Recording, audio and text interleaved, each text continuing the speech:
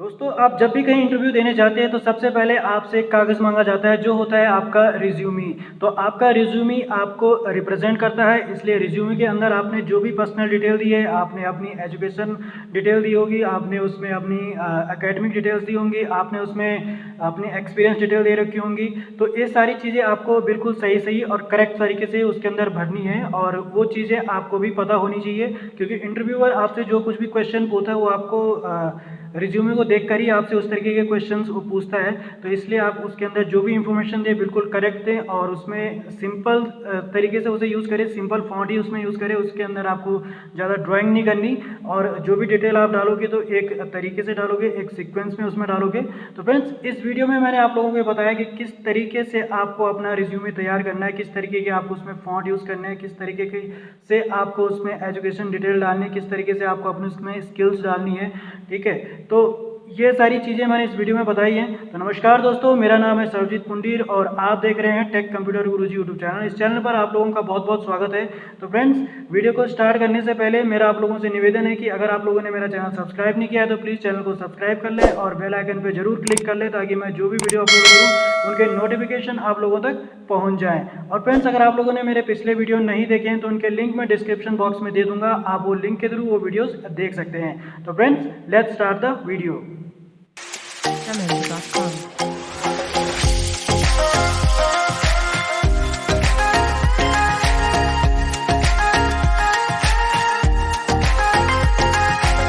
तो दोस्तों, रिज्यूम बनाने के लिए मैंने अपना MS वर्ड ओपन कर लिया है।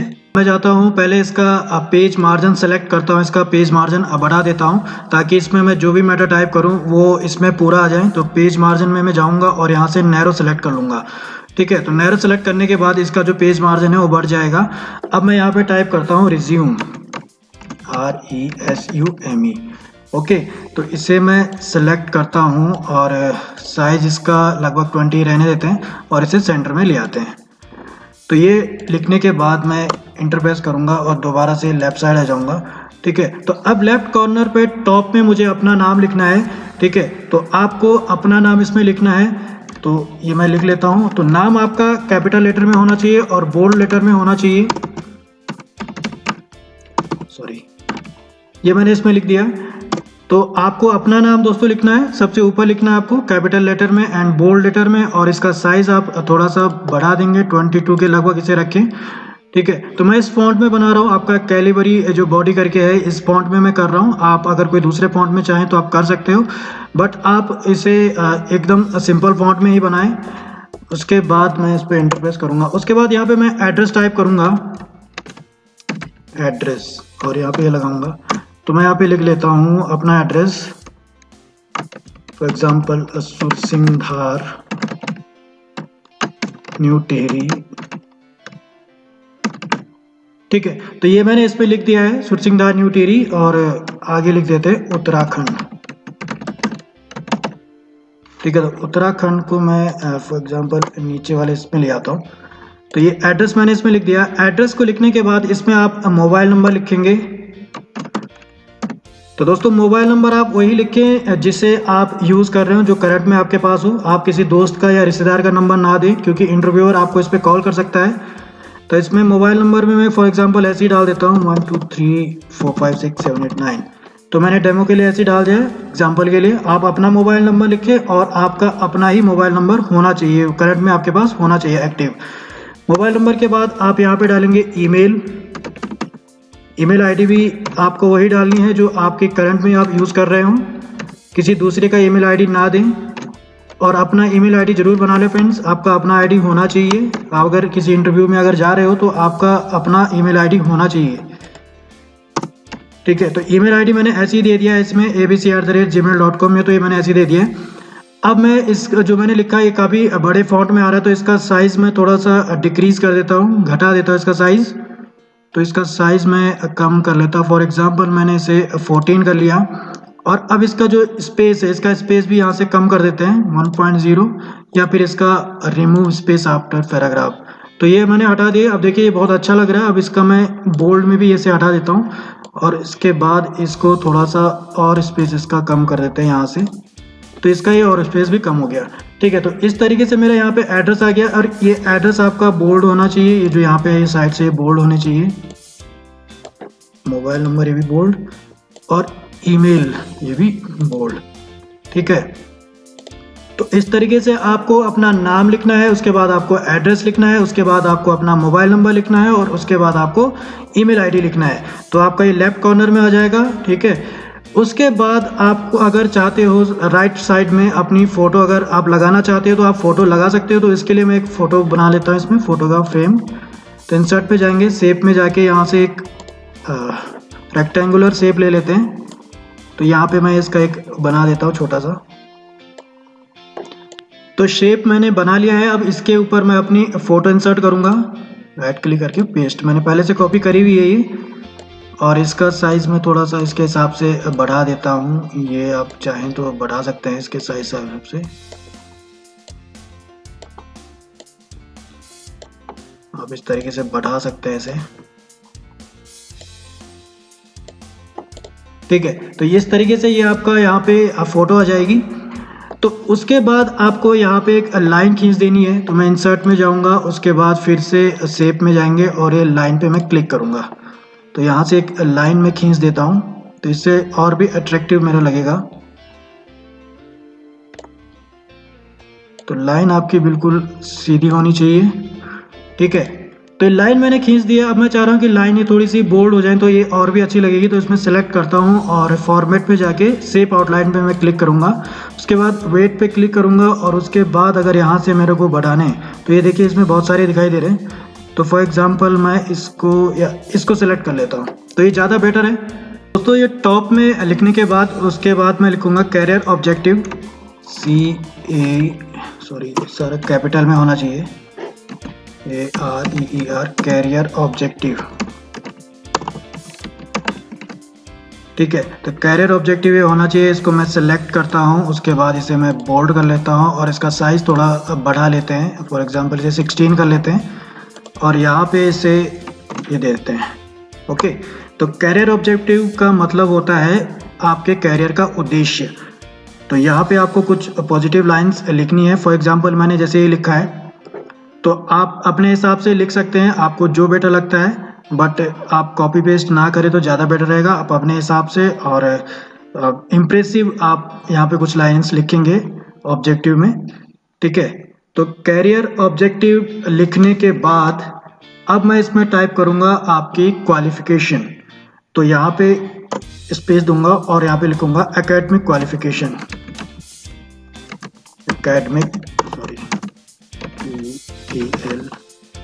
क्वालिफिकेशन, और ये करेंगे। ठीक है, तो एकेडमिक क्वालिफिकेशन लिखेंगे। इसका थोड़ा सा स्पेस इसमें बहुत ज़्यादा लग रहा है, तो इस स्पेस को थोड़ा और कम कर लेते हैं। ठीक है, पहले से ही कम है। तो यहाँ पे लिख सकते हैं एकेडमिक क्वालिफिकेशन, स्पेस घटा के। तो आपकी जो एकेडमिक क्वालिफिकेशन आप उसमें इंटर करोगे। तो इसमें मैं पहले कुछ बुलेट्स दे देता हूँ। फॉर एग्जांपल मैं बुलेट्स, ये वाली तो मैंने सेलेक्ट किया। तो यहाँ पे आपकी जो क्वालिफिकेशन है आप लिखोगे। पहले मैं लिख लेता हूँ ग्रेजुएशन कहाँ से किया आपने, graduation from HNB Garhwal university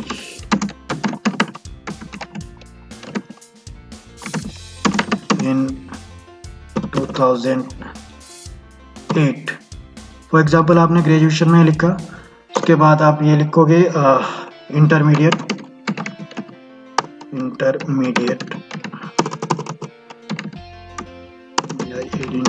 from GIC Gyansu. ऐसे हाई स्कूल लिखेंगे आप,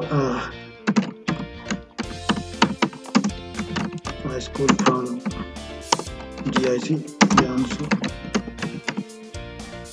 और ये डाल देते हैं। फॉर एग्जांपल यहाँ पे मैं डाल देता हूँ 2004 एंड इसे डाल देते हैं 2002। तो इस तरीके से आप अपनी एकेडमिक क्वालिफ़िकेशन डाल सकते हैं। तो इसका भी मैं बोल्ड से हटा देता हूँ इसे, ये कर लेते हैं इसका, और इसका साइज़ थोड़ा कम कर लेते हैं, इसका साइज़ 14 कर लेते हैं, ठीक है। और ये जो है इसका भी ये करके इसे 14 कर लेते हैं। ये हमने लिख लिया है, ठीक है। एकेडमिक क्वालिफिकेशन के बाद आप लिखोगे, ठीक है, अब उसमें बुलेट नहीं दोगे। अब आपको लिखनी है आपकी, अगर इसके अलावा कोई अदर क्वालिफिकेशन है, मान लीजिए कोई प्रोफेशनल क्वालिफिकेशन है, तो इसे मैं ये यहाँ पे ले आता हूँ और यहाँ पे लिखता हूँ professional qualification, PROFESSION, professional qualification. तो अगर आपकी कोई प्रोफेशनल क्वालिफिकेशन है तो इसे लिख सकते हैं आप, इसे बोल्ड कर लोगे। और यहाँ पे भी मैं बुलेट्स दे देता हूँ, फॉर एग्जांपल मैं ये ही वाली बुलेट्स इसमें दे देता हूँ। और यहाँ पे मैं लिखूँगा जो मेरी क्वालिफिकेशन, फॉर एग्जांपल हम डाल देते हैं 1 year computer course,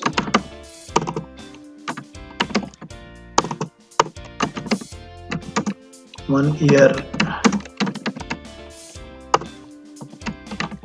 computer course from Dehradun. तो आप लिख सकते हैं देहरादून इन 2006 आपने जैसे लिख दिया, ठीक है। तो आप ये लिख सकते हो, प्रोफेशनल जो आपने किया है तो वही डालें, ठीक है। इसके अलावा अगर मैं कुछ और भी ऐड में करना चाहूँ, फॉर एग्जांपल मैंने लिखा 1 ईयर कोर्स, 1 ईयर कंप्यूटर, अगर आपने किया है तो ही लिखिए। फॉर एग्जांपल मैंने लिख दिया computer accounting course, ACCON accounting from Dehradun.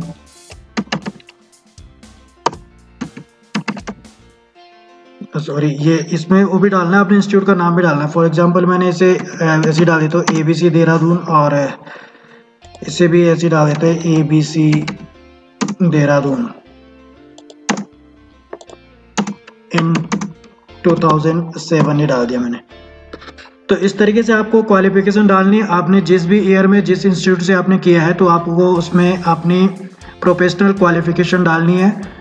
तो इस तरीके से आप अपनी प्रोफेशनल क्वालिफिकेशन लिखोगे। और इसके अलावा अगर आपकी और भी अदर क्वालिफिकेशन है तो आप एडिशनल क्वालिफिकेशन यहाँ पे लिखोगे। फॉर एग्जांपल आप कोई बिजनेस मैनेजमेंट का कोई कोर्स कर रहे हैं या कुछ भी आप कर रहे हैं तो आप यहाँ पे मेंशन करोगे। तो प्रोफेशनल क्वालिफिकेशन के बाद आप लिखोगे टेक्निकल स्किल्स। तो आपको अपनी कोई टेक्निकल स्किल्स आपके अगर अंदर है तो आप उसे ज़रूर लिखिए, ठीक है। टेक्निकल मीन्स या आपको कोई कंप्यूटर स्किल्स है तो आप यहाँ पे कंप्यूटर स्किल्स लिख सकते हो। फॉर एग्जांपल मैं यहाँ पे लिख देता हूँ टेक्निकल स्किल्स, तो मैं यहाँ पे लिख देता हूँ इसको भी बोल्ड में होगा, technical skills.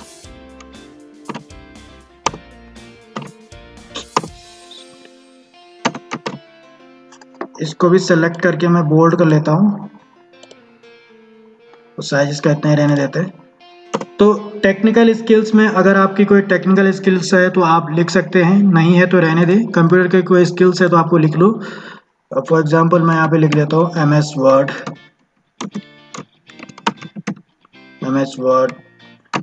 MS Excel, MS PowerPoint या टैली। तो आप इस तरीके से डाल सकते हैं टैली। तो ये मैंने इसमें कुछ स्किल्स डाल दिए हैं टेक्निकल स्किल्स में, और इसको मैं फिर से बोल्ड इससे हटा देता हूँ क्योंकि बोल्ड मैंने ऊपर कर लिया है, ये मुझे ये हटा देना है, ठीक है। और उसके बाद फिर से मुझे वापस चलना है, इसे बैक स्पेस मार के। तो इसके बाद आप लिखोगे अपना पॉजिटिव एस्पेक्ट्स, मतलब आपका पॉजिटिव साइड क्या है, आपके साथ पॉजिटिव साइड आपका, तो आपको वो लिखना है। तो ये भी आपको काफ़ी इम्प्रेसिव आपको लिखना पड़ेगा, पॉजिटिव एस्पेक्ट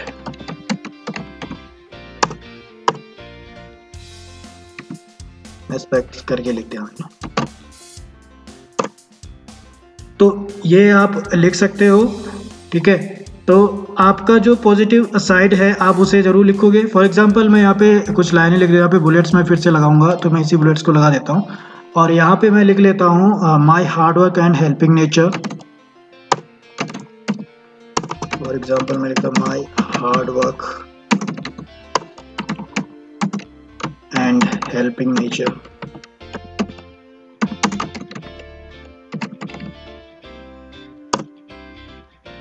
इस तरीके की लाइन आप लिख सकते हो, my hard work and helping nature. And second लिखूंगा कैपेबिलिटी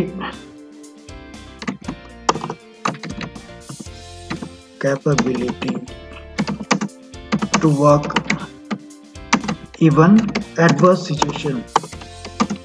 एडवर्ट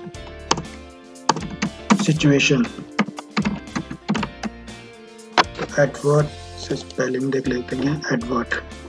तो एडवर्स सिचुएशन ये आप लिखोगे, ठीक है।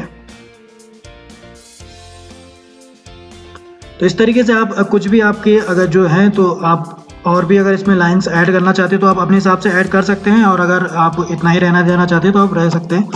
यहाँ पे डिपेंड करता है। फिर से बैक स्पेस करके मैं यहाँ पे आ जाऊँगा, ठीक है। ये बैक स्पेस मैंने किया तो यहाँ पे आ गया।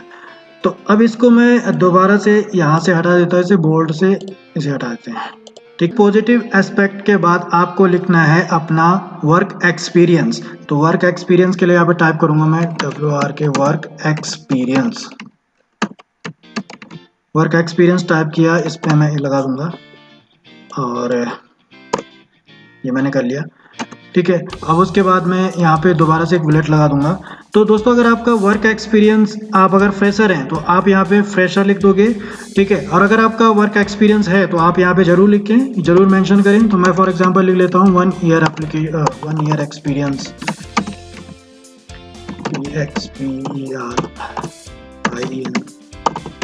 experience with 1 year work experience working with ABC finance company. For example मैंने लिखा फाइनेंस कंपनी, ठीक है। तो अगर आपका वर्क एक्सपीरियंस नहीं है तो फ्रेशर लिखे, और अगर आपका कोई एक्सपीरियंस है तो आप इसे लिख सकते हैं। मैंने जैसे ये लिख दिया, आपको एग्जांपल के तौर पे मैं अभी बता रहा हूँ, और उसके बाद करूँगा, उसके बाद ये नहीं है। और इसको मैं बोल्ड से हटा देता हूँ, ये हट गया। तो आप वर्क एक्सपीरियंस में आप लिख सकते हैं, आपका वर्क एक्सपीरियंस है तो अच्छी बात है, नहीं है तो आप फ्रेशर लिख सकते हैं। तो वर्क एक्सपीरियंस लिखने के बाद दोबारा से यहाँ बैक आता हूँ। अब मेरे को लिखना है personal interest. Personal interest means आपकी हॉबी क्या है। तो फॉर एग्जांपल मैं यहाँ पे पर्सनल इंटरेस्ट लिखता हूँ, पर्सनल इंटरेस्ट। तो पर्सनल इंटरेस्ट में आप अपनी हॉबी लिखेंगे। अगर आपकी कोई हॉबी है तो आप अपनी हॉबी लिखेंगे, ठीक है। तो ये इसका मतलब यही होता है पर्सनल इंटरेस्ट। सॉरी, इसकी स्पेलिंग यहाँ पे गलत हो गई है, ठीक है। तो आपको यहाँ पे अपनी हॉबीज़ लिखनी है, आपकी हॉबीज़ क्या क्या हैं। तो फॉर एग्जांपल मैं लिख देता हूँ अपनी हॉबी। फॉर एग्जांपल मैंने लिखा playing cricket and listening music,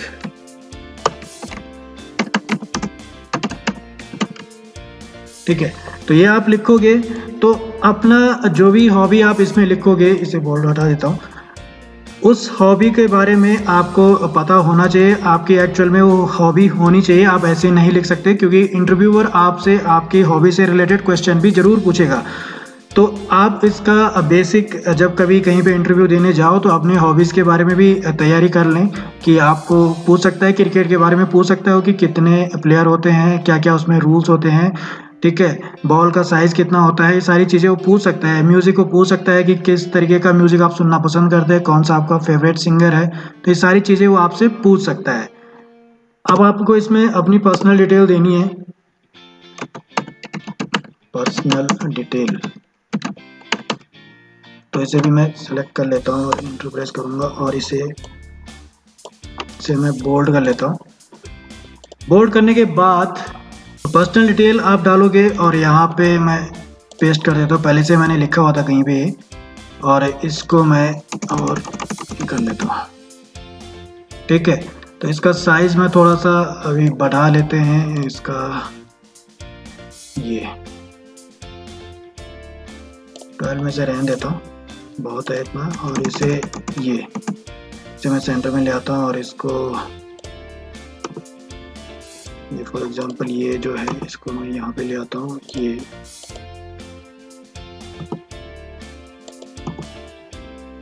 तो इस तरीके से आप अपना जो पर्सनल डिटेल है उसे भरेंगे। ठीक है, तो इसमें आपका फादर नेम आएगा, आपका डेट ऑफ बर्थ आएगा, आपका नेशनलिटी आएगी, आपका जेंडर आएगा, आपकी लैंग्वेज आएगी और मैरिटल स्टेटस आएगा। फादर नेम में फादर नेम डालोगे, डेट ऑफ बर्थ में आप अपनी डेट ऑफ बर्थ डालोगे, नेशनलिटी में आप इंडियन डालोगे, अगर इंडियन है या कहीं अदर है तो वो लिखोगे। जेंडर में आपको मेल फीमेल जो है आप वो लिखना पड़ेगा। लैंग्वेज आप लिखोगे जो भी आती है आपको, हिंदी इंग्लिश वो दोनों लिखनी पड़ेंगी, नहीं आती है तो आप हिंदी ही लिखें। और मैरिटल स्टेटस आपका ये है कि सिंगल है तो सिंगल लिखें और मैरिड है तो मैरिड लिखें। उसके बाद लास्ट आपका आता है डिक्लेरेशन। तो यहाँ पे मैं डिक्लेरेशन लिखूंगा DECLARATION डिक्लेरेशन। तो इसको मैं बोल्ड कर लेता हूँ, इसे मैं बोल्ड करूँगा और इसका साइज थोड़ा बढ़ा लेते हैं और इसको मैं सेंटर में ले आता हूँ ये। ठीक है, तो डिक्लेरेशन में प्रेस करूँगा और इसके बाद इंटरव्यू फिर से लेफ्ट में आ जाऊँगा। तो यहाँ पे मैं लिखूँगा, तो दोस्तों डिक्लेरेशन में आप फॉर एग्जांपल मैं ये वाली लाइन लिख देता हूँ, इसमें पेस्ट कर दी है मैंने। ठीक है, तो आप अपने हिसाब से लिख सकते हैं, अगर आप चाहते हैं कुछ दूसरे तरीके से लिखना कुछ, तो आप अपने तरीके से लिख सकते हैं। जैसे मैंने लिख दिया, I hereby declare that all the information given above is true to best of my knowledge. ठीक है, तो इस तरीके से आप डिक्लेरेशन में लिखोगे। ठीक है, उसके बाद आप प्रेस करोगे और नीचे आपको डालना है पैलेस, मतलब जगह। प्रेस किया मैंने और यहाँ पे आप लिखोगे पैलेस, पैलेस। तो मेरा जो पैलेस है वो तो मैं डाल देता हूँ टिहरी। डेट में डाल देता हूँ ये डेट, यहाँ पे डेट आएगा आपका, जिस भी डेट को आप बना रहे हो तो उसमें डेट जरूर मेंशन करें। और यहाँ पे फॉर एग्जांपल मैं टैब मार के और आगे जाता हूँ यहाँ पे, और इसको मैं ब्रैकेट में लिख देता हूँ यहाँ पे अपना नाम कैपिटल लेटर में, SAR सरोजी पुंडीर, और इसे ब्रैकेट को क्लोज कर देता हूँ। तो इस तरीके से आपने लिखना है। इसमें मेरे को ये बोल्ड करना है, इसे मैं बोल्ड कर लेता हूँ। ठीक है, डेट एंड ये डेट को भी, इसको भी मेरे को बोल्ड करना है, इसे भी मैंने बोल्ड कर लिया और इसको भी मैंने बोल्ड कर लिया। ठीक है, तो इसका जो फॉन्ट है वो फॉन्ट मेरे को चेंज करना है क्योंकि मेरा फॉन्ट तो दूसरा है ये। तो इस तरीके से मेरे को लिख सकते हैं। तो दोस्तों इस तरीके से आपका रिज्यूम टाइप होगा। ठीक है, तो इसका साइज़ मैं थोड़ा सा बढ़ा देता हूँ, अगर मेरे को साइज़ बढ़ाना है तो फॉर एग्जांपल इसका साइज़ मैं भी 12 कर देता हूँ और इनका साइज़ भी मैं बढ़ा देता हूँ। 10 में है तो इन्हें भी मैं 12 कर देता हूँ। ठीक है, तो इस तरीके से है और यहाँ पे मैं थोड़ा सा स्पेस इसे दे देता हूँ तो ये और भी बेटर लगेगा। ठीक है, तो दोस्तों इस तरीके से आपका रिज्यूम बनेगा। आप सबसे ऊपर अपना नाम डालोगे, उसके बाद आपका एड्रेस आएगा, मोबाइल नंबर, ईमेल आईडी आएगा, उसके बाद आप लिखेंगे कैरियर ऑब्जेक्टिव। कैरियर ऑब्जेक्टिव में आपका जो कैरियर का उद्देश्य है वो आप जरूर लिखोगे यहाँ पे।